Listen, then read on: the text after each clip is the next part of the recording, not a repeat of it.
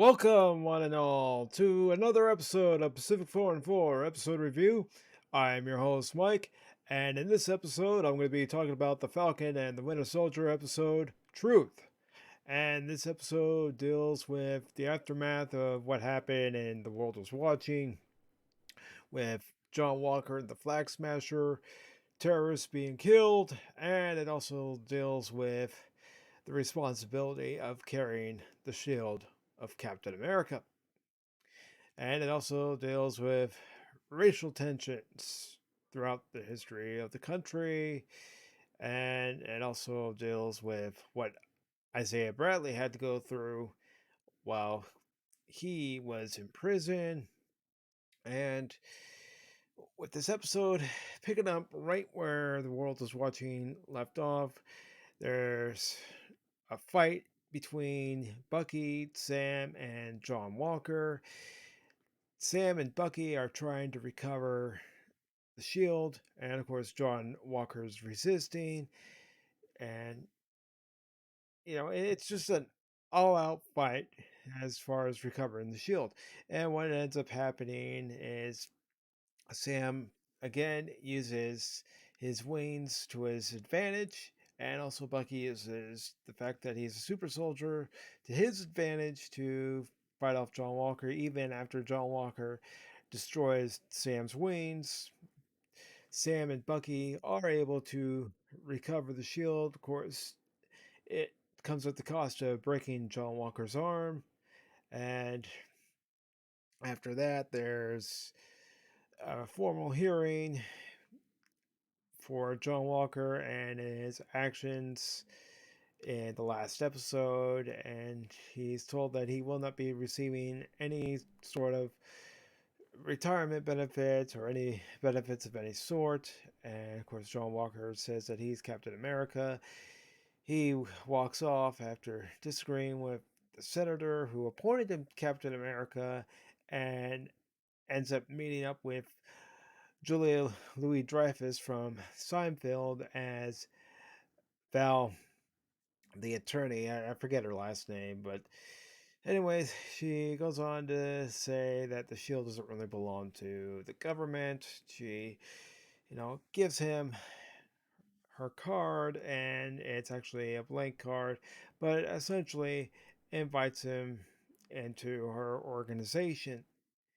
And what also ends up happening in this episode is Sam goes back home and ends up, helping out Sarah with the boat after, Sarah tells him that she's decided not to sell the boat, and she even lets him know that, you know, their parents did a lot for the community when they were alive, and there are still some people that owe them some favors. So Sam gets on the phone and calls some people up to cash in on those favors. The people come out, they help refurbish, rebuild, and repair the boat. And Bucky comes along at one point to help and is able to use his super soldier powers to get a generator out of the back of a truck. And he hasn't come empty handed because he brings a case with him. And we don't find out what's in that case until later on in the episode. And of course, Sharon Carter is in this episode, and every hint leads to her being the power broker because of what's going on, who she's dealing with. So, you find that out too. It's not directly in this episode, but you do find that out. There's also a scene between Sam and Bucky where they're talking about the responsibility of the shield, and this occurs after Sam's actually gone back to Isaiah Bradley's house to talk to Isaiah, and Isaiah tells him that nobody in America will respect the fact that he's Captain America because of his skin color. And when Sam and Bucky are having their conversation, they even bring up the fact that nobody would respect the fact that there's a black man as Captain America, which for this fan of the MCU, I would say is incorrect, because one of the things I was really looking forward to at the end of Avengers Endgame was when Sam was given the shield by Steve Rogers, and I couldn't wait to see, what would happen in the next movie, not knowing that it was going to be a TV show that would actually talk about Sam becoming Captain America.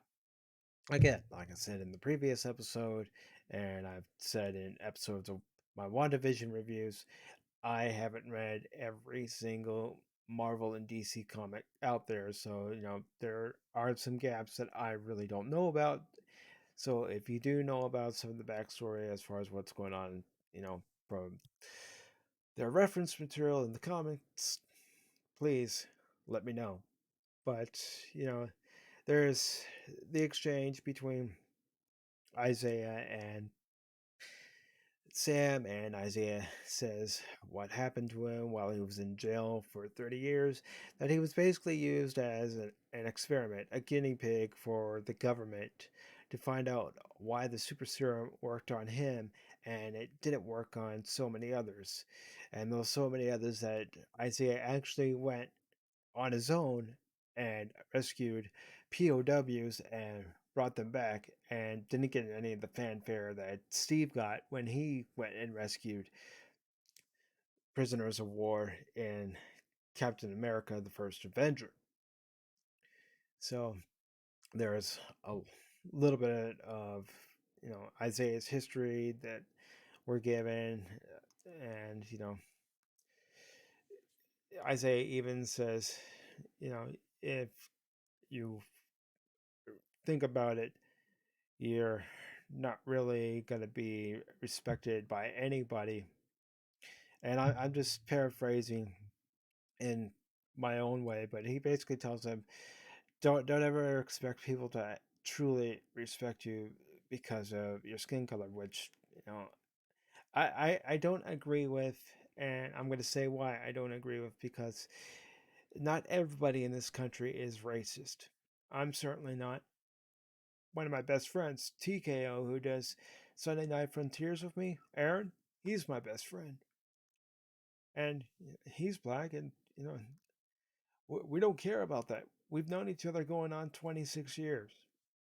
So please, I don't buy it that everybody in this country is racist.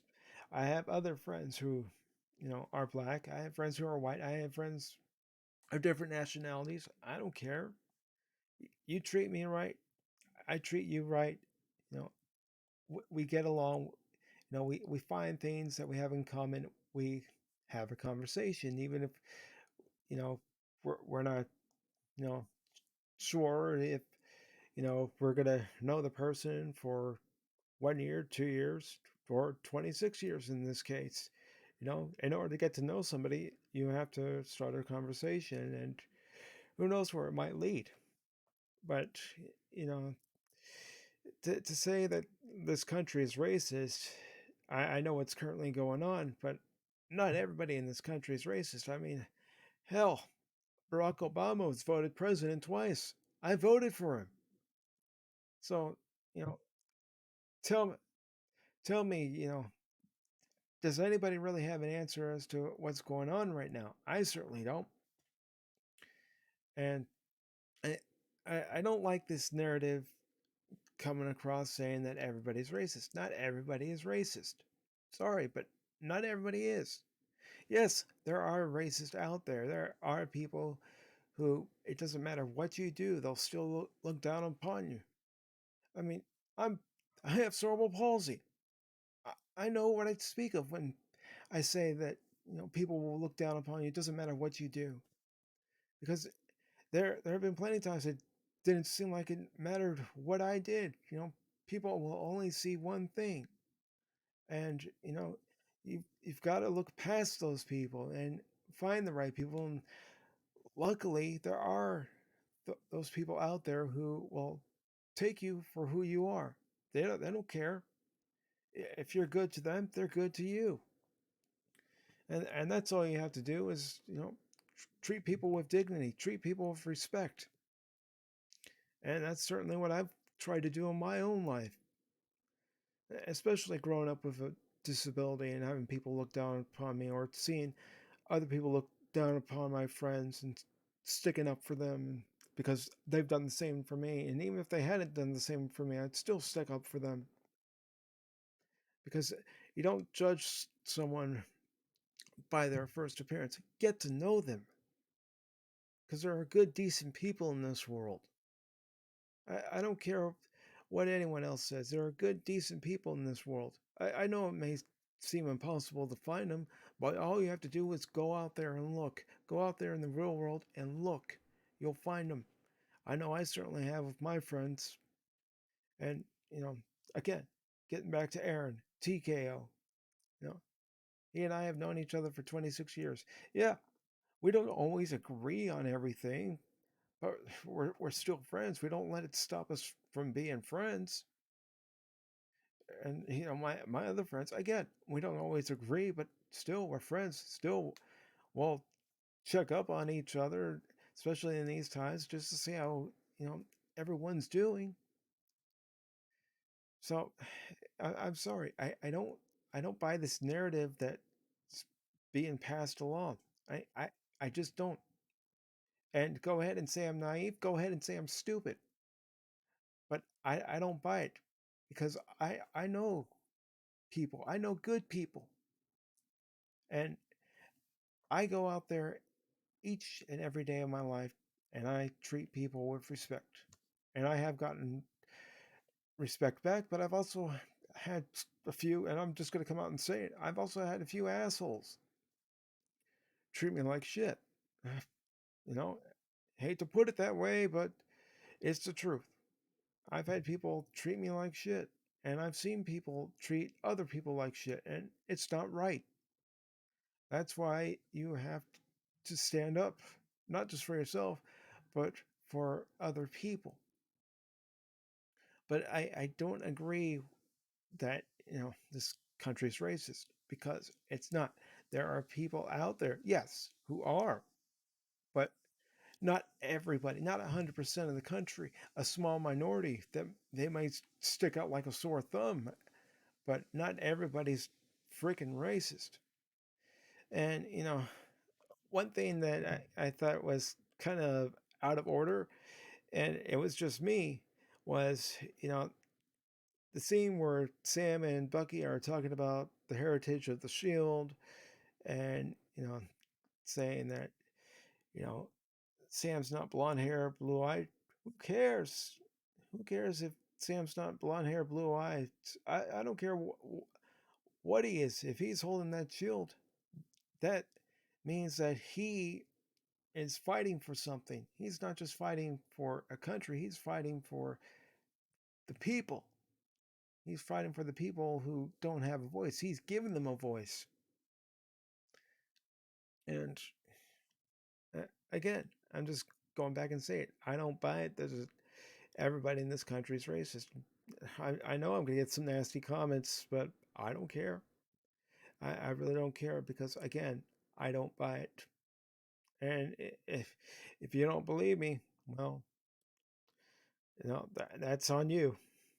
But again, you know, Bucky and Sam talking about the responsibility of the shield, and, saying what it would mean for a black man to carry the shield. What would it mean for anybody to carry the shield after Steve Rogers being, known as Captain America? Well, guess what? Sam gets the shield, and he can make it his own. He can create his legacy. Steve has his legacy. Sam can create his. And just like in the comics, which I do know that Bucky at one point was Captain America, he creates his legacy. Now, I don't know how long Bucky was Captain America, but, you know, each person that has the mantle of Captain America creates their own legacy. John Walker in this series, if you go by his actions in the last episode, well, he's a Captain America who killed a man who some would argue was a terrorist, and, had what was coming to him. So I just don't buy it. And, after Bucky and Sam have their conversation, there's a whole training montage of Sam training with the shield, and I thought it was out of order because wouldn't you want to show that first? You know, Sam training the shield, because when he's having his conversation with Bucky, he's having absolutely no issue receiving the shield back as he throws it and it returns to him. So, you know, I I I I just don't get it. And as far as Carly Morgenthau and the Flag Smashers were concerned, well, they are going after the GRC and their committee because they want one world and one order to be the way, and they want things to go back. You know, the whole plot point of this whole series, for them at least, has been them wanting everything to go back to the way it was before the snap was reversed. And that's the last thing we see is the GRC committee in New York. Well, they're all debating and, of course, throwing their weight around, and then that's when the Flag Smashers attack, and that leaves it for the series finale. But overall, you know, this episode was okay. Again, I don't buy this narrative that this country is 100% racist, because it's not. And to me, that seemed to be what this episode was implying. And go ahead and say, well, then you just don't understand. Maybe I don't. Maybe I don't understand, but this is how I'm looking at it from my perspective. If you can give me another perspective, and I would listen. I'm open to listening, so please give me another point of view. I would appreciate it.